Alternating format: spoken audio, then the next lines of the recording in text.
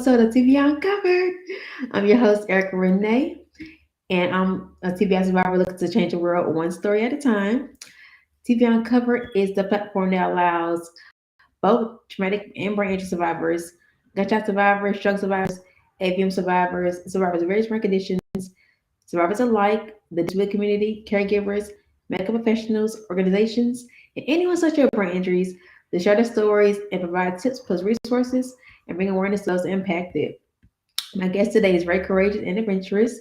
She's a baker of Sunshine Baking, world traveler, adventurous, and cat lover. And as you guessed, she's also a traumatic brain injury survivor. So let's welcome another survivor changing the world, Cynthia Dyke. Hi, Cynthia. How are Hello. you? Good. So nice to meet you. Yes, you as well. I'm so excited for this interview. So I'd like to first start off by asking you to introduce yourself and tell us your TBI story. Yeah. So I'm Cynthia Dyke. I'm 29. My 30th birthday is almost coming up. And yeah, oh, it's exciting. Yay! And yeah, I had a traumatic brain injury in 2015 due to a Okay. motor vehicle accident I was the passenger in. Mhm. Yeah, should I talk about that a little bit? Yes. Yes, please. So I was 23 at the time.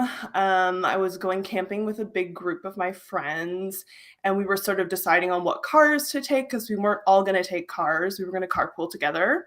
Mhm. And I decided to ride with a friend's girlfriend. I guess I didn't know too well. And at that time, you're just like not thinking of safety. And Mhm. especially being so young, I Yeah. wasn't thinking to ask her questions like, well, how long have you had your driver's license for? Mhm. Are you an experienced driver? So I didn't know, unfortunately, that she just received her driver's license. Mhm. She was a brand new driver. And the accident was sort of silly in my mind. Like, I've had a lot of anger about it that I've had to Mhm. work through, Mhm. definitely. Yeah, it just boils down to she wasn't an experienced driver. So we were on a country road because we were going camping, and she sort of went on the dirt curb, Okay. and I think that freaked her out. She wasn't expecting Mhm. that. And so she overcorrected and sort of Mhm. was like on the side of oncoming traffic Oh, and wow. saw cars coming, and then freaked out again, overcorrected again. Mhm. And because it was a country road, that it had quite deep ditches. And so Okay. we flipped in the ditch and hit a telephone pole on the sort of backseat side I was on. Mhm. So although she was driving, and my husband actually was in the passenger's front seat, the real impact happened to the back seat, and I was the only one in the back seat. So I sustained a lot of injuries, and I Wow. guess luckily they didn't sustain injuries. Yeah. It's this. It's so. It's funny. It was not funny, but it's so they you said they didn't say any injuries, but you did. You were in the back. So when the car hit the telephone post, Mhm. did it was the back, was it like kind of like the back kind of hit first or Yeah, so okay, so I'm in the back seat, and we have a whole bunch of camping gear and yeah. luggage and stuff right beside me, and Mhm. the car was crushed on the seat beside me in the back. So like right where all our camping gear and everything was, that side of the car was Mhm. crushed, and the front of the car wasn't affected as much, I guess. Yeah. Okay. Wow. It's So, yeah, I had lots of injuries from this. Like, I fractured my skull in two places. I mhm. obviously had the TBI. My Mhm. jaw broke. I needed surgery on my jaw right away, and my wrist broke as well. Did you have to learn how to talk again, or was it that wasn't affected? Yeah, I think because I was in a coma. I was in an induced coma for Mhm. about a week, Okay. due to the having the TBI and brain Yeah. bleeding and all kinds of things like that. And I guess what I've learned is that mostly anyone waking up from a coma, yeah, sort of has to learn to talk and walk again. But Mhm. I think, at least my experience, is that my mobility came on a lot sooner than I Okay. see with like stroke victims, for Okay. instance. Like, it seems to Gotcha. me like that's something stroke victims really struggle with. Some people for a very long time, mobility. Yeah. I mean, some people's mobility obviously is affected forever, Yeah. but walking for me didn't take longer than a few weeks. And I Okay. know it takes longer for some people. I know it takes Hmm. shorter for some people, Because but I've been on my journey for quite some time, over 10 years. So, yeah. and when I say my injury, I had a stroke and I've also had a brain injury from a gunshot wound. So it's like I Oh had my all these gosh. different, yeah. So it wasn't just one thing with me, it was like a several things. And so it's taken me quite a while to bounce back, but it's coming together slowly but surely. But it's definitely bouncing back. So I know what you mean when you said like it takes some people a longer time than some people. Depending on where your brain is impacted at. So Exactly. So I feel incredibly fortunate to yes, have the mobility I yes, have because I yes, know that is definitely. not everybody for sure. Yeah. Yeah. Wow. So you say you experienced some anger. Was it towards the young lady or just the overall situation that happened? Yeah, I think I've heard other brain injury survivors can relate to having anger Mm-hmm. about their injury or how their life has been impacted. So I think it's on two different levels. I think on one level, it's it's just kind of why me, right? Like I feel Mm-hmm. like that's something a lot of us ask ourselves at different points. Like I'm angry that it had to happen to me, Mm-hmm. that my life has been so impacted. But yeah, on another level, I have felt a lot of anger towards the driver. Mm-hmm. And it's been years of sort of working through that and coming to a place where coming to a place of forgiveness, really. I love that Um, forgiveness. Slowly but surely. It's something I'm always working on, and maybe it'll Mm-hmm. be something that I am always working on in the future too. But I do think I deserve the peace that comes with Absolutely. forgiveness. Yeah. Absolutely. That's different when I don't think I've heard it before. Forgiveness, and maybe I have, and just don't just back out for a second. But forgiveness is a big piece of it, and it's like when you forgive someone, you let go of all that anger, all that resentment you had towards a person or whoever, whatever happened for the situation. It like you become released, and Mhm. it no longer has a hold on you. And so I'm Mhm. glad you said forgiveness that you're working on for your forgiveness journey because it's necessary in your for your own mental health. It's necessary for you too. Forgiveness is for you just as much as it's for the person. So I'm glad you made note of that. It's very central piece of the puzzle of learning to come to acceptance and accept the totality of the whole situation at hand. So It yeah. really, really is. So it's a big thing I've been working through. Mhm. But yeah, it's definitely worth it to touch on It that. it is. And so how has your mindset changed? How have you learned to shift your mindset after your injury to focus on the more positive side of things? Yeah, well, it's been really hard. I'll say that. And I'll say that in the first few years of my recovery, I really couldn't get there. I really couldn't really make that change in Mhm. perspective, if I'm Mhm. completely honest. I was in a very, very bad place for the first two Mhm. years. And I really wasn't myself at all. I Mhm. couldn't really communicate it then, but Mhm. it's like I had these old memories from my old life, but it Mhm. didn't really feel like they were mine. Like it didn't Mhm. really feel like those things happened to me. The personal aspect of my Gotcha. memories wasn't really there for the first couple of years. And so it was hard to find any positivity or any peace at all, really, during that time. I Mhm. think yeah, and I used a lot of coping mechanisms to sort of Mhm. soothe myself. Like, I started binge eating and using Mhm. food to soothe myself. Mhm. I started using cannabis to soothe myself. Okay. Um, and so it was quite a long journey, I would say, to start changing my perspective, to start looking at the positive, to start accepting my injury and my limitations. And I'd say what really helped me do that was therapy, for sure. For sure, doing the hard work in therapy and finding a therapist that I really connected with, that I felt comfortable enough to dive into these deep, deep issues with. I've been in therapy myself, so I know how intense it can get and how important it is to have somebody that gets you.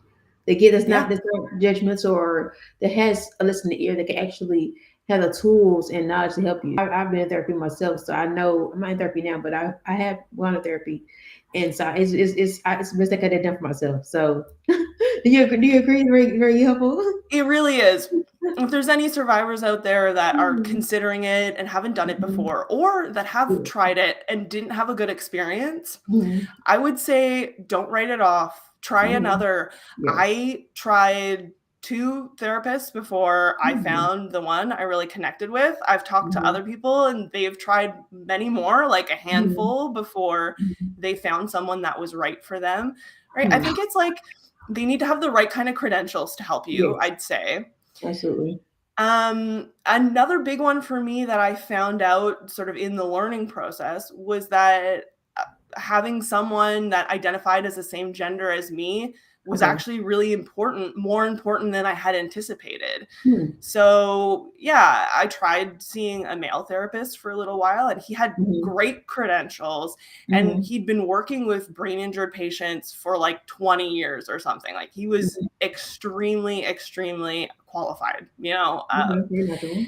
and I don't know, it just didn't work. Like I just didn't feel like he related to me on a bunch of different levels or understood me on some different levels. And I just felt like I needed to talk to a woman. And so I don't know, for some people that's not sort of a factor for them. But for others, just that slightly more comfortable feeling is really, really important, I think. It really is, especially when you're being vulnerable in that sense. You want somebody that you really can feel connect, like you said, connect with. Because if I'm not connected with you, I'm not going to be as open with you. I'm not going to be able to get to the deep root of my issue. So it's very important that you find somebody that you're comfortable with. So yes, by all means, don't write it off like Cynthia said. Don't write it off and say, "Oh, well, I'm just not going to do it because I can't find the right person." The right person will come along. Just keep doing your research and take your time with finding the person that's meant for you, it's good for you, a good fit for you. Exactly. Don't be afraid to just go for one session and decide, I'll try another one. Like that's okay. You're paying. It's a service you're paying for. So don't feel weird about finding the exact right one. Yes, I agree with that advice wholeheartedly. So has one of your senses become stronger since your injury that you noticed? My senses? Yeah. Oh, that's a very interesting question. Something I haven't really thought of before. I'm gonna say this. I'm gonna say my because my eyesight have gotten so much stronger. Oh yeah. And I would say my sense of smell has gotten like heightened too. That's what everything. Interesting. Yeah. Interesting. No, I think not really senses, but I think I'm more sensitive to things like obviously, I can have like overstimulation and stuff like that. But what I mean is I think I am more sensitive to, I don't know, when people are left out, or more sensitive to maybe people's needs that they don't regularly talk about, but it will be now something I sort of remember more. I think just because of the way we've been affected from our injuries, I think it makes us more sensitive to other people's needs as well. Okay, that makes sense. That makes sense. I can say that too for myself, that my ability to have more compassion is gotten more heightened too. So I can sense this. I can do this. I can agree with that as well. Yeah. Okay. So have you become more fearless at your injury? Yes, of course. I mean, how can you not to some extent? I think if you go through such a painful, Yeah. traumatic experience, whatever it is, I think it generally makes you stronger. Mhm. But I also don't want to use that as sort of an excuse to Mhm. diminish Yeah. traumatic events either. It's not Mhm. like, oh, well, good thing that happened because now you're Yeah. stronger. Yeah. I Um, get what you it, it mean. just it just is, I think, a side effect. Can you share one fearless moment that you had now that you didn't have before? Is there one thing you did there like, oh, I probably went in there before my injury, but now that it gave me the boldness to do it.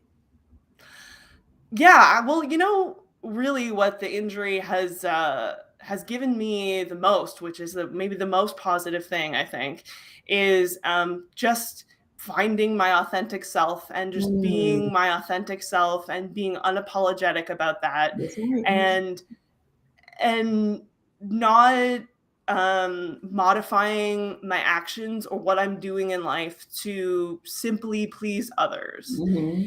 I think I was really living my life in a way before my injury that was really for others, really to impress others, to get Mm-hmm. acceptance from others, to be liked by others, Mm-hmm. to seem successful to Yeah. others. Yeah.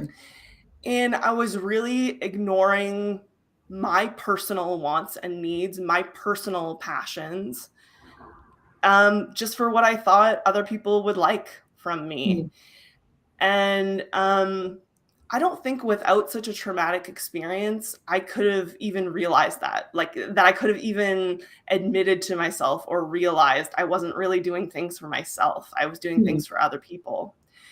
And yeah, I don't know, when your life is so rocked, and so shaken, like Yeah. it is from a brain injury, I don't you kind of just have to start doing things for Yeah. yourself. Yeah. You you have to because of your new needs, right? You kind of have to start sticking up for yourself. And Absolutely. so in doing that, I realized that all sorts of things in my life, not just, I don't know, like saying yes to something I didn't really want to do, but like Mm-hmm. the career I was going for Mm-hmm. even was not actually something I was passionate about. It was something I thought would make me seem successful to others. So before my injury, I was obsessed with trying to get into law school. Oh yeah. And Wow. yeah, and I was in like a paralegal program. I was halfway through that, but really I wanted to be a lawyer, not a paralegal. Mm-hmm. And I was putting myself through so much stress trying to do this, so much stress getting the best marks I could get, Yeah. and just trying to be the best, just trying to get people to like me and think I'm Yeah. successful. Yeah. And really looking back, none of that was for me. I didn't want that. Hmm.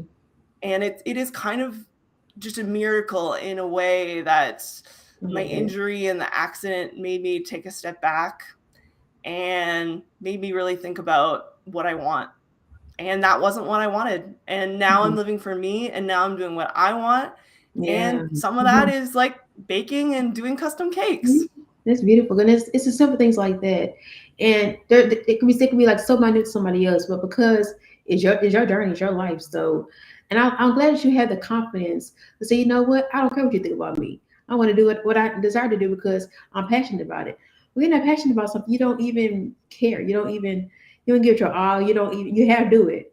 It's like, I do this today. Like you're not even like, I want to be excited to do what I'm doing. Like I love talking about range. I love talking about brains. I love all that stuff. Like I Hmm. love it's what I'm passionate about. So you got to be.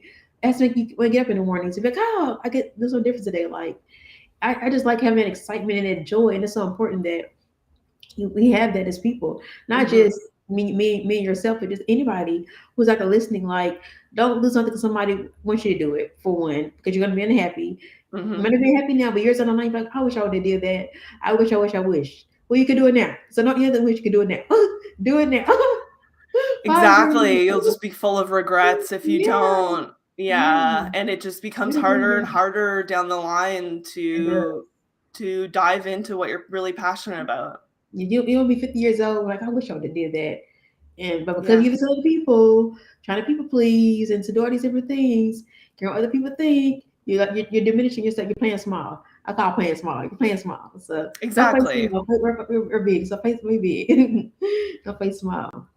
We hear the word survivor. What does that? What does that mean to you? We hear the word survivor. Oh, that's a great question. To me, yeah, that means someone that's really strong, someone that has incredible perseverance. Hmm. Um, yeah, someone that isn't stuck. That's what I Hmm. think. I like that. This is stuck. Hmm. Yeah. I like that. Um, I think, yeah, someone really compassionate, someone that's been just through hell, and they're not going to put anyone else through hell because they Hmm. know just what it's like. Yes, I love that definition of it. I love that. For your experience as surviving a traumatic situation, what's something you tell the survivors to avoid? Not necessarily just your situation, but avoid a situation period that can affect their life in a affect their life in a tumultuous way. Right. Okay. Yeah, well, for me, I think something I should have tried to avoid more. I think you can't entirely avoid it, but Hmm. I could have used some advice, I guess, earlier in my recovery about sort of being in denial about um parts of my injury or how my injury is impacting me. I think I was in really, really bad denial for a really long time. And yeah, I guess finding that acceptance took me a while. And I guess I wish I had the community then. I wish I had the Hmm. brain injury community then in 2015 or 2016, Yeah. 2017. Um, because I just really needed other people It's that were important. dealing with the same kind of things I was dealing Hmm. with to tell me, look, this is kind of how your life is now in some Hmm. ways. Of course, there's your whole life to improve Yeah. on, all the ways you've been affected, right? Yeah. But in a lot of ways, you kind of like try to accept what your life is right now because it's Hmm. kind of going to be like this next year. And the year after that, there's kind of going to be some similarities still, you know? I don't know. I just feel like I had a lot of doctors around me then, Yeah. and they can't give you the same kind of advice that Um, another survivor can give you. It's um, very clinical coming from them, and it's very the books. the books. Like Yeah. The they don't books. have that personal touch and the Yeah. personal things I think a lot of us need to hear. And so Mhm. that was something I just hope other people can avoid a little more than I did. Have a Yeah. little less trouble than I did in that area. And maybe also talking to a therapist and finding a Yeah. therapist is a way to work on acceptance and to move through the sort of denial stage because right, we're all grieving our old selves, Hmm. and denial is just part of that grieving process. So, do you think getting counseling early on will be beneficial than getting it later on, or do you think it could be in both situations? It could be useful. For me, I definitely it was something I started almost right Hmm. away, and it's something I'm still doing. It's stuff I'm Okay. still working on. So 7 years later, Okay. um, so I personally think, yeah, go ahead and like try some different therapists Mhm. in the early stages of your recovery. Okay. And I think if there's times when it becomes too much Mhm. or you start hitting on something really deep and you feel like you need to take a break from it, I say do that too. I say take a break from it, find another therapist, or take a couple months off of doing Mhm. therapy. It's not a race, It's a marathon. it's a marathon. Yeah. Yes, it's really individual to you, like what you're going through Mhm. mentally, Yes. really individual to your injury too. Um, so I think it's something important all along the way, but I think wherever you need to take a break, you should definitely take a break. Absolutely. I can agree with you. Like, I remember when I was initially injured, I didn't know a single person that had been had a brain injury. That long had a brain injury, like I had a brain injury. I was shot. Hmm. You don't find some people that even survive gunshots that are hit. So it's very, it's not very common. And so Right. I felt so alone. And having a community is very important. Yeah, I had, the doctors and I believe the chaplain people, they come to your room, things like that, talk to you. But having that experience with an actual person who's been through this, or not even just having my injury, but like having a brain injury, period, to say, well, you might experience this, you might experience that. So beware, just give me a heads up just in case it might. Because everybody Hmm. doesn't experience the same thing. Also, we're all different. We don't go through the Exactly. same things. We go through different things. And like I know our survivors, maybe through nerve fatigue. I'm just now experiencing nerve fatigue at 14 years. So I never had any kind of fatigue, period. I've never had it until now. It's just kind of, I don't have it as much now, but I have experienced it. So we don't all experience the same thing at the same time. So I Hmm. think it's beneficial to have somebody say, hey, just to have a person that can understand. Because regular people can't understand, you know, might not be able to remember some things sometimes, or being angry. You don't even know why you're angry. Like going through so many different go through the motion, go through the motions. Like it's just like a wave. You never know. So it's just had a person that like relatable to you is very important. So I wish I would have Hmm. had that in my next recovery. Yeah, I want to just mention about sort of like changing symptoms or developing Mhm, symptoms later mhm, on, or not even recognizing symptoms for a period of mhm, time. I just want to say that, yeah, for me, like some of that's definitely happened to me. Symptoms mhm, have sort of developed, or mhm, I've realized them after some time. So, for instance, in the first few years of my recovery, I didn't think I really had headaches at all. mhm, Like, if doctors were going through the list of symptoms asking me if I had them, I would say no to headaches. mhm, And I think it's because I wasn't recognizing that I was having headaches. mhm, I was having headaches, but I wasn't recognizing them as headaches. I was recognizing them as overstimulation and fatigue, and maybe also even mood swings. mhm. And it's because when I was having a headache, those things would also be happening. Gotcha. And those symptoms were just outshining my headache symptom to the Mm. point where I couldn't even acknowledge the Yeah. headache as happening. So, So it wasn't painful at all? I couldn't recognize the pain. All I Mm, could recognize was like I was basically in meltdown stage. mm, That all I recognized was I was having a meltdown basically. Like I was way overstimulated, I was way too tired, way fatigued. mm. Maybe I would start feeling dizzy. Um, and now I know that all those things were happening in conjunction with the headache. The headache was happening. I don't know, it wasn't a symptom I Mm, could pick out. mm. And maybe my brain was so injured and was really healing during that time. Maybe that's one reason why Yeah. I couldn't pick it out as a symptom. But Mm. obviously now, yeah, I have regular headaches now. Okay. And I don't know where I am now in my recovery. Yeah, I definitely can recognize them, and I treat them differently now because now Mhm.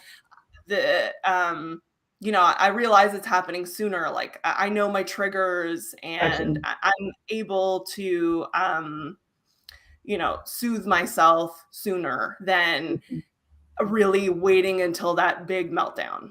You letting it linger on. Okay. Yeah. It's very beneficial. To recognize it earlier and Mhm. deal with it earlier. I love that. Yeah, this is very important to know. It's like how your body do different changes, and just we're women, so just like when you come on your cycle, you get symptoms before you come on your cycle. So it's like Mhm. it's kind of same thing. Exactly, exactly. Yeah. So moving forward, I call our second chance a 2.0 chance of life. So you're America 2.0, you're Cynthia 2.0. So you're a baker, you got your own baking company like that, so amazing. You're like, yay. Yeah, thank So you. when did you decide baking is something you want to do? And have you always loved baking? Yeah, I have actually always loved baking. I really started baking and screwing around with different recipes and Yeah. stuff when I was 14. Okay. And I've sort of just like worked my way up from there, like learning new recipes and teaching myself more. Mhm. And I guess after my injury, one of the jobs I did that I was sort of able to do was work at a local bakery really close to Okay. where I was living at the time. And Nice. I was mostly working in the front, like in the cash. But Mhm. as I sort of worked there over a Mhm. few years, um, I started doing more baking and more Okay. cooking. There was sort of like a breakfast bar on the other side of the Mhm. bakery, and I would do stuff there. And yeah, I just sort of started learning a bit more of the baking in the back when unfortunately they went out of business and had to Mm. close. Mm. So I learned a little bit there, but I would say I'm mostly self-taught. Okay, I love that.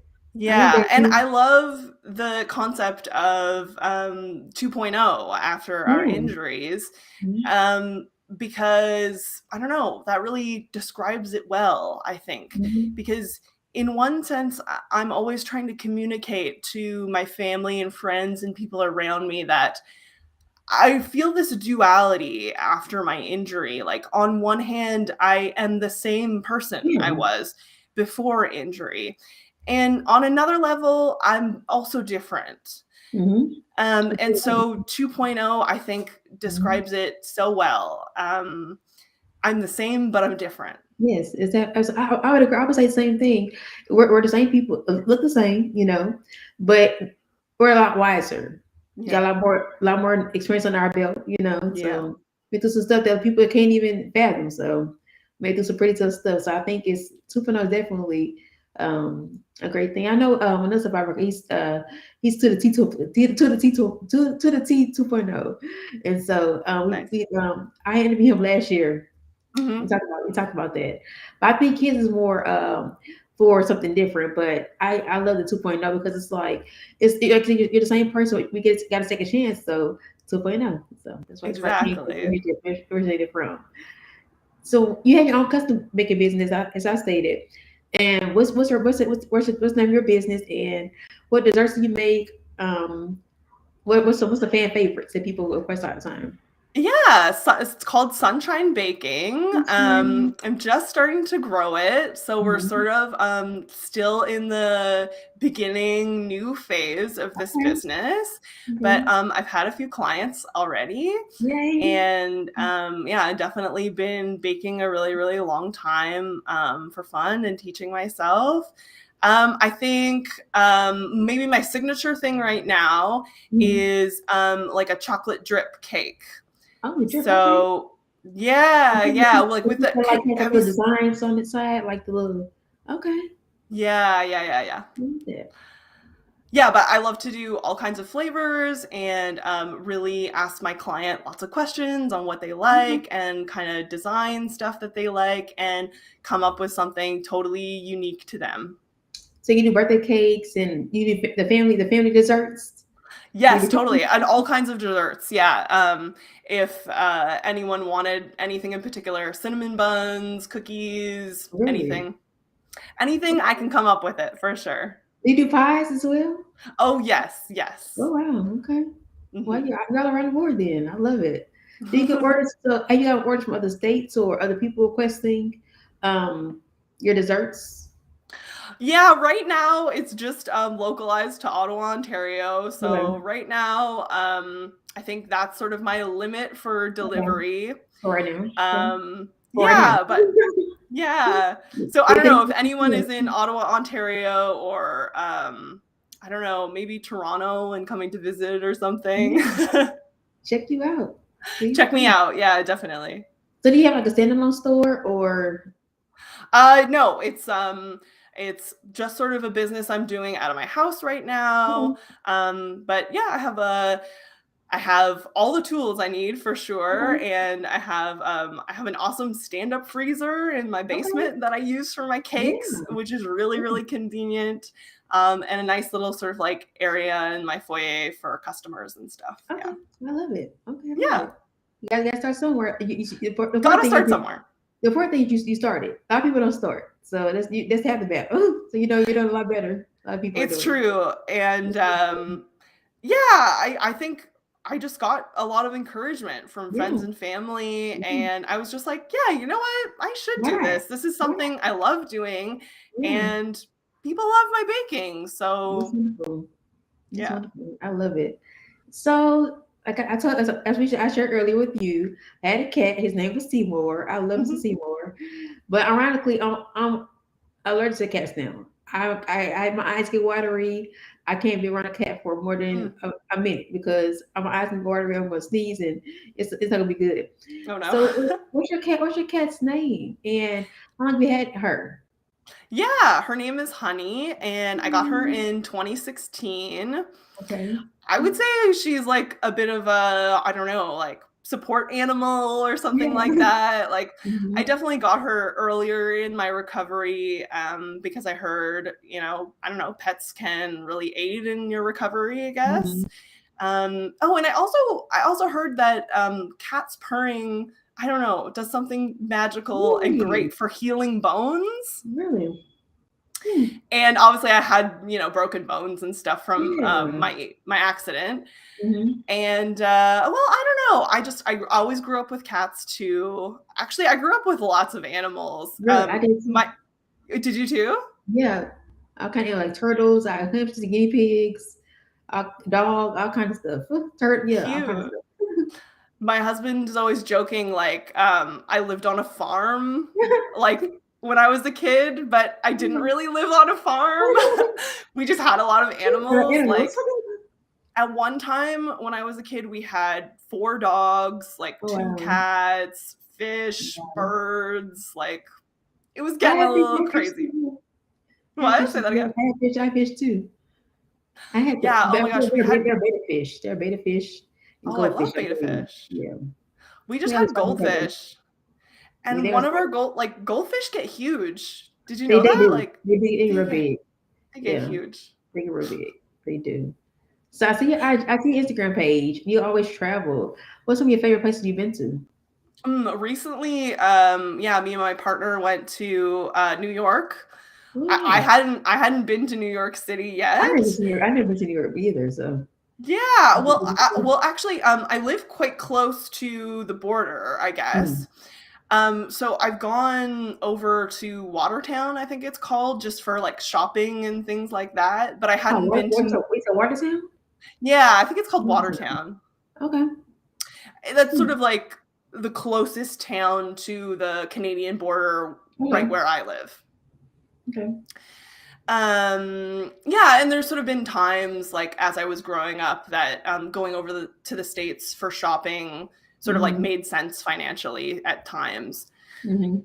Um, but I'd never been to New York City, like the actual city, Yeah. to do like fun stuff like Broadway and like Mhm. go to Statue fun of Liberty. restaurants. Statue of Liberty and those kind of Statue of things. Liberty, exactly, all that fun stuff. So yeah, Mhm. me and my partner did that recently. That was really, really That's fun. And we cool. went to the music festival there, the Governor's Ball, it's called. Okay. I've heard before. That was well. Yeah, and to actually like going to music festivals and stuff like that, that was a pastime I love to do before my injury. Mhm. And after my brain injury, yeah, going to concerts and festivals and stuff like that was pretty hard and something I couldn't do for a few years. Because of And the so, simulation. sorry, because of the overstimulation and stuff, yeah, definitely. It Mhm. was too loud, it was too many Mhm. people. It was probably just too late at night too. Like Mhm. I was going to bed really early and I didn't really have the stamina and energy to do something like that. Mhm. But now in my recovery, it's something I'm able to do again. Yeah. And I love that. It brings me so much joy. And I don't know, I just hope that little bit of information helps anyone that is feeling Yeah. really down about where they are and feeling like, you know, old things they used to enjoy they can't do anymore. Give That's true. yourself more time, Yes. and you never know. Maybe a few years down the line, it will be possible. Absolutely. So a couple more questions. What do you do to celebrate your anniversary? The accident anniversary. Yeah, I made a word anniversary, accident anniversary, so Yeah, anniversary. I like it. I like it. Yeah, well, I guess I call it my brain injury birthday now. Okay, I like that too. Yeah, so I sort of celebrate Mhm. it like a second birthday. I love that. I eat cake because I love cake. Yeah. And I go out and do enjoyable things that I would maybe like doing around my birthday. So Mhm. I don't know if that's like going out and going shopping Mhm. or Whatever you want to like do. It's your just day. going downtown Ottawa and walking around or treating Yeah. myself to a special lunch or special Mhm. dinner. Mhm. Yeah, that's what I do. I try and make it positive because definitely my first few anniversaries, I didn't know what to do. Mhm. I had no one in my life that this happened to. I didn't know any other Mhm. survivors. Mhm. My doctors weren't giving me any advice. Like they were just kind of Mhm. like, "Oh yeah, the anniversary is a hard day, isn't it? Like that sucks." But they Mhm. weren't giving me any Right. advice on what to do, on how to Mhm. make this better for me. Mhm. And really, I got the advice online from other survivors. I heard another survivor was celebrating their anniversary like it was a birthday. Like Mhm. it is, It is. just It like is what we were your talking birthday. about. We It were is. born again in a It way. is. This is our second chance It at is. life. This is 2.0 for us. Mhm. So that's my 2.0 birthday. I love that. And I celebrate it like, that's my birth and I'm going to celebrate it. I agree. I used to be sad. It's like you think you have to be sad around the time, and you don't have to be. You And don't I, have to be. the first few years, I get it. But after a while, it's like, okay, get it together. Like say sad all the time. Like I don't like being sad. I don't like being mad. I don't like being any negative emotion. I don't like that. It doesn't feel Mm-mm. good to my body. It doesn't. It harms your body. Actually harms your body to be Exactly. angry and all that kind of stuff. So it's like I said, I got to do something different. So I've learned to celebrate it in a different way. So I'm not saying I don't have my moments where I get sad because I still do, but Mhm. it's they're far in between. So yeah, you got to find a way to celebrate it. So what's next for you? The Sunshine Bakery. Yeah. Well, expanding as much as I can, getting my name out there as much as Yeah. possible. I think I'm interested in showcasing my stuff at different Mhm. farmers markets in my Yeah. area. So I haven't done that yet, but that's my Taste next testing. kind of Yeah, that venture taste that I'm gonna. testing. Yeah. Yeah, Yeah, that taste testing. exactly. And just continuing with my recovery because I think it never stops. Mhm. And I think even though I'm 7 years down the line, there's still many improvements I can make. And I am still improving, I am still making Mhm. gains. For instance, because my injury happened in a car accident, and I didn't have my driver's license at the time. Driving has really been a big fear of mine, I guess I'd say, a big hurdle to overcome, because physically I am able to drive. Mhm. So it's been a really, really long time and a really long journey to get my driver's license. And I recently did that. Yay! And I am driving. I am able to drive. I'm going out and Oh, getting my own you. groceries all by myself Yeah. to the That's so faraway wonderful. spot. Yeah, such an accomplishment. It's little things for me. And yeah, that's a really, really big accomplishment for me. Something I Yeah. wasn't sure I would actually ever be able to accomplish for a long Wonderful. time. And wow, that gives me a lot of hope for the future too, that I will be able to accomplish more things that right now I'm not even sure I'll be able to do. But maybe I am able to do Mhm. them if I sort of take my goal one step at a time. Absolutely. Exactly. Break it down to little pieces. You don't have to accomplish everything at one time. It'll usually maybe steps towards it. That's what counts. So I love that. So one more last question. What Mhm. does brain injury awareness mean to you? Wow, I think it's so important. I think it's so important to educate as many people around us as we possibly can.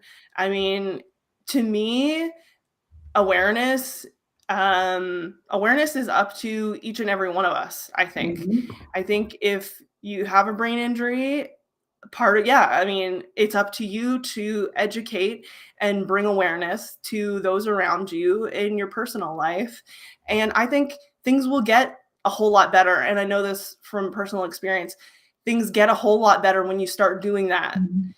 I think for a long time, I was afraid or I felt small.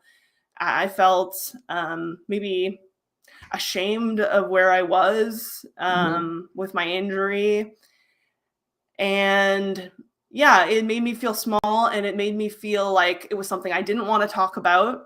Mhm.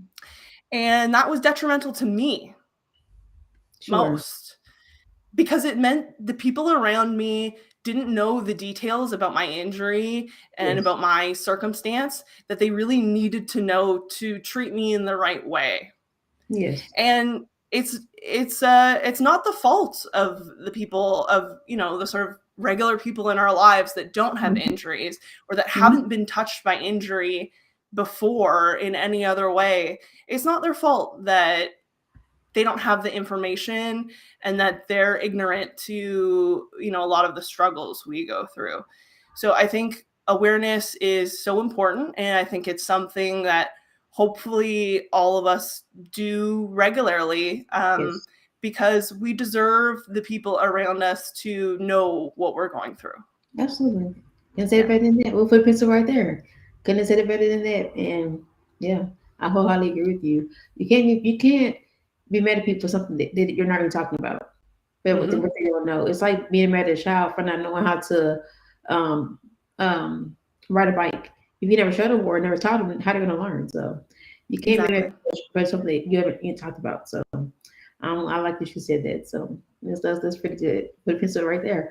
So congratulations on your baking business. Thank That's so you. exciting again. I'm thinking my first baker. I don't think I've had a baker before. My first baker. I was Ah. like, yeah. So you're setting the standard. Well, if any survivors are just like, I don't know, bored in their house and looking for something fun to do and something fun to eat, I don't know, let's like try baking something simple like apple crisp or something. That's my advice. Get in the kitchen. Yeah, I love that. Yeah, it'll brighten your day a little bit. Yeah. Sunshine. Where about sunshine? So I pray your business expands beyond what you could think or even imagine. I pray God just shocks you what's going to happen with your business. I can just feel it's going to be great. And Thank you so so much.